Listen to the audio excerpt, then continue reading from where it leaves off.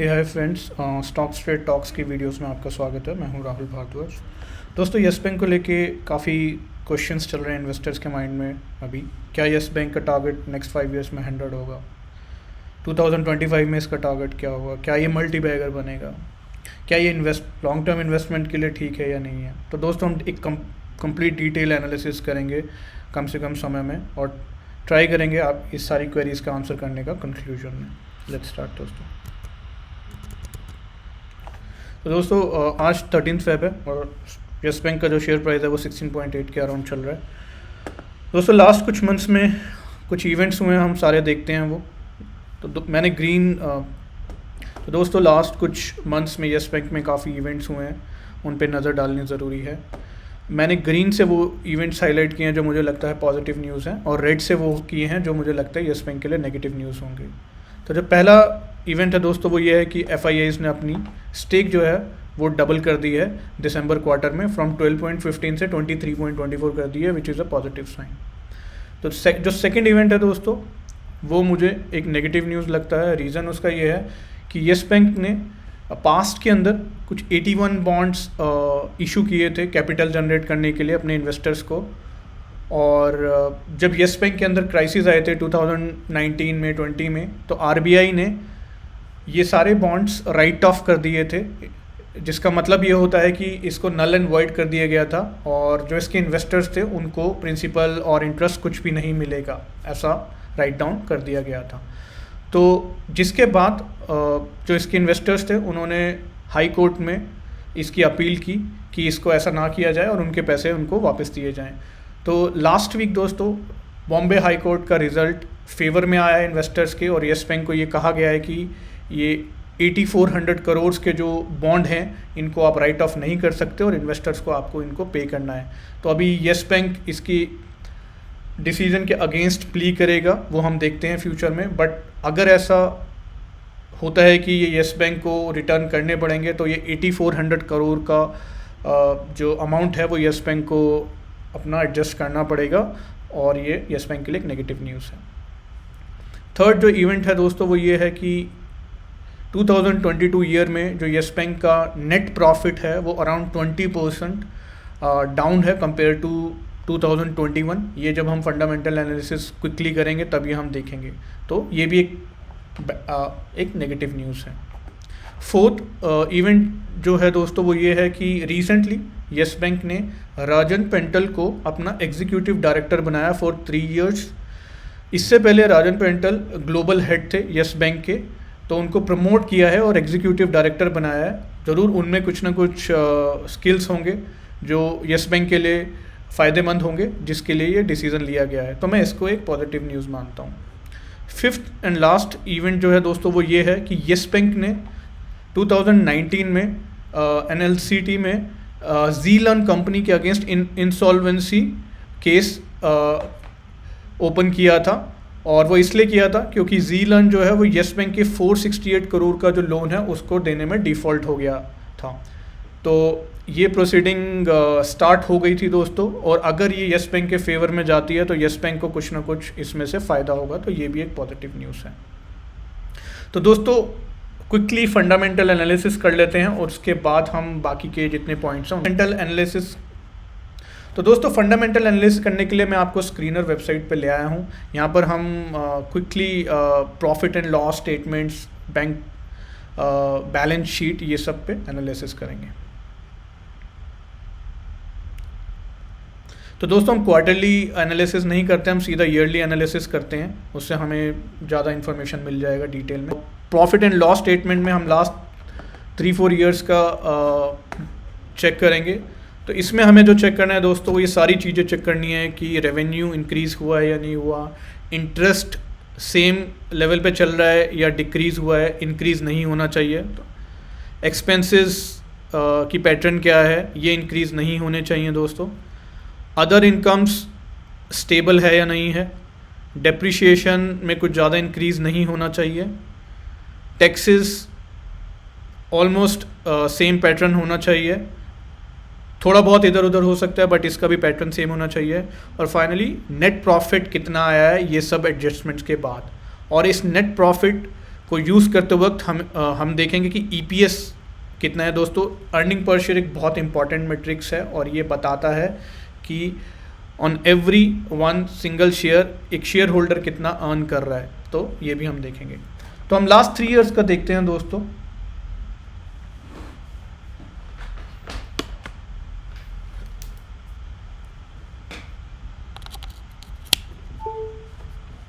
दोस्तों रेवेन्यू जो है लास्ट 3 इयर्स का हम देख रहे हैं कि स्टेबल है, इनफैक्ट थोड़ा सा इंक्रीज हो रहा है, which is a positive sign.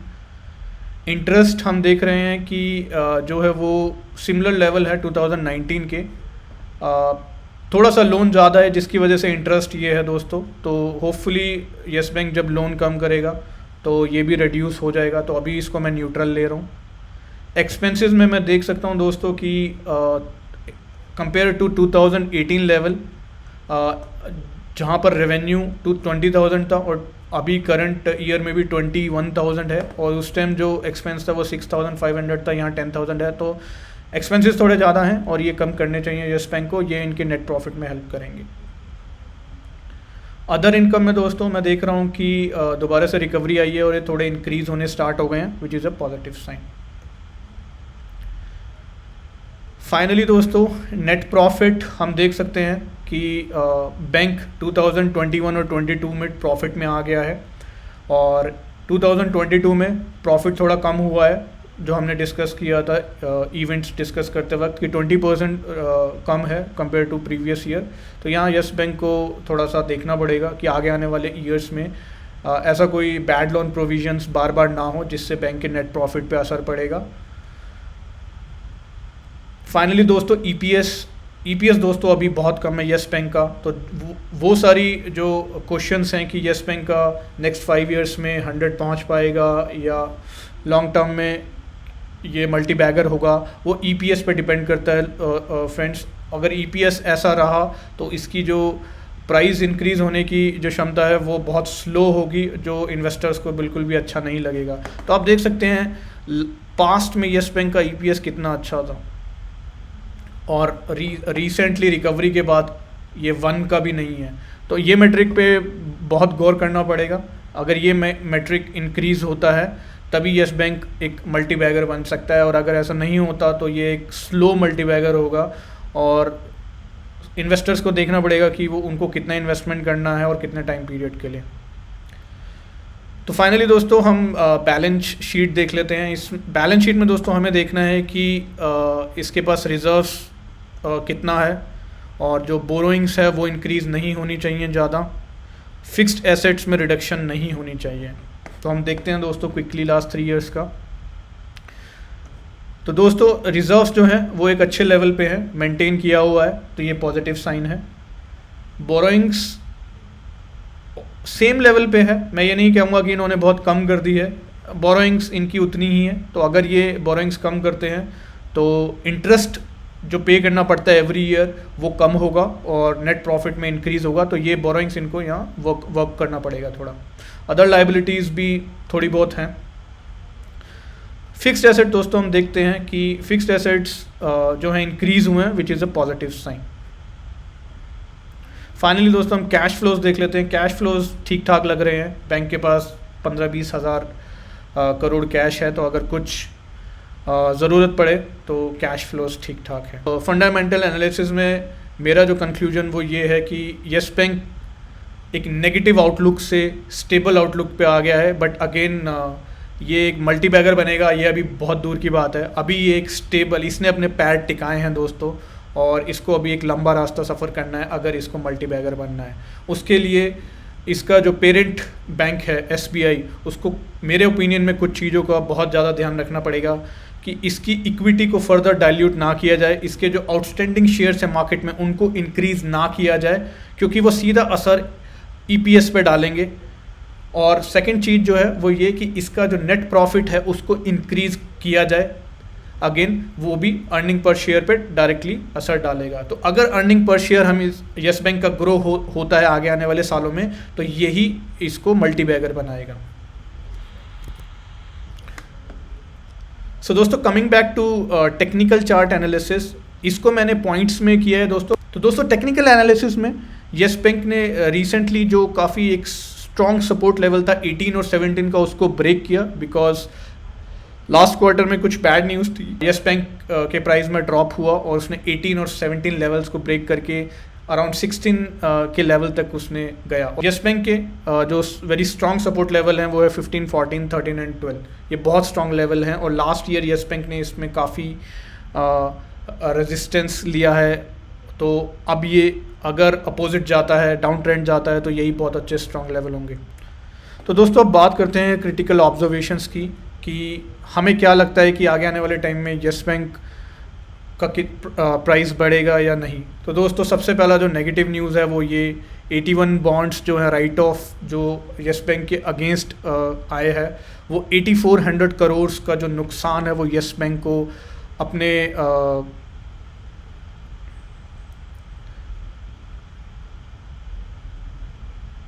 अपने प्रॉफिट्स में से, अपने स्टोर वैल्यू में से पे करना पड़ेगा इन्वेस्टर्स को। तो ये एक नेगेटिव न्यूज़ है।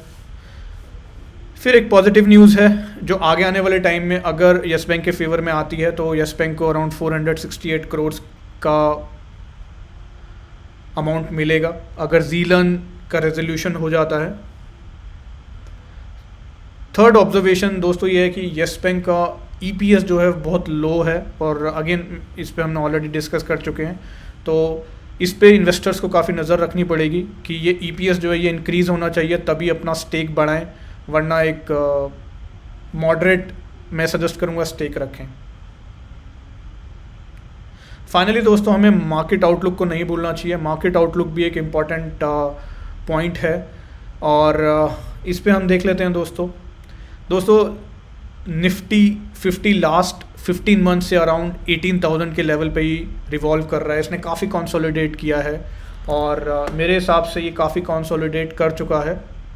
आप देख सकते हैं यहाँ इसने अक्टूबर 2021 में 18,000 टच किया था और आज भी 15 मंथ्स के बाद भी ये वहीं घूम रहा है। तो यहाँ दोस्तों यहाँ पर दो चीज़ें हो सकती हैं, या तो ये यहाँ से नीचे डाउन ट्रेंड पे आएगा या ये जो इतने लंबे टाइम से कंसोलिडेट कर रहा है इसको ब्रेक करके ऊपर पॉजिटिव न्यू हाइस बनाएगा। तो यहाँ दोनों चीज़ें हो सकती हैं दोस्तों।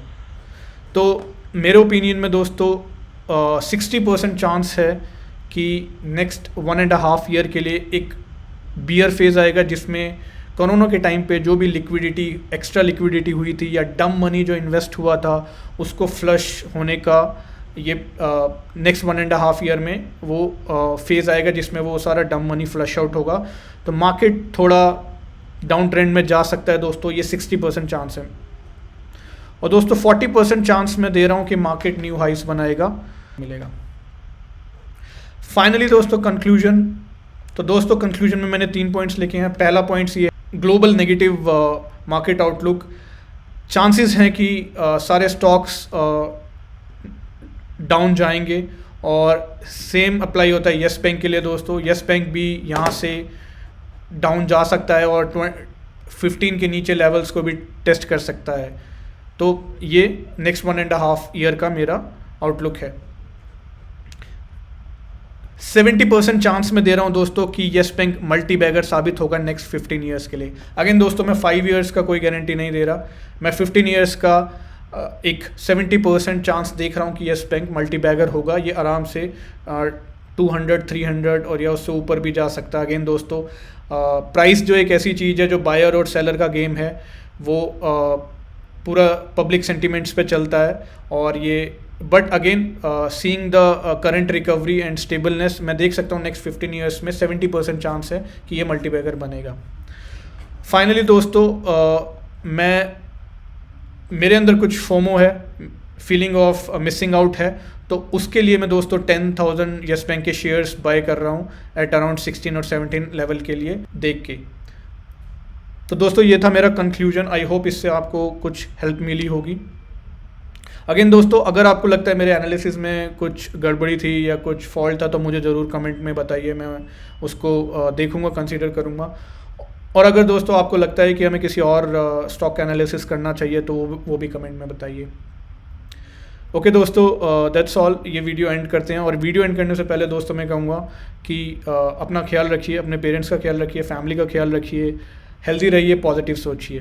गुड लक दोस्तों।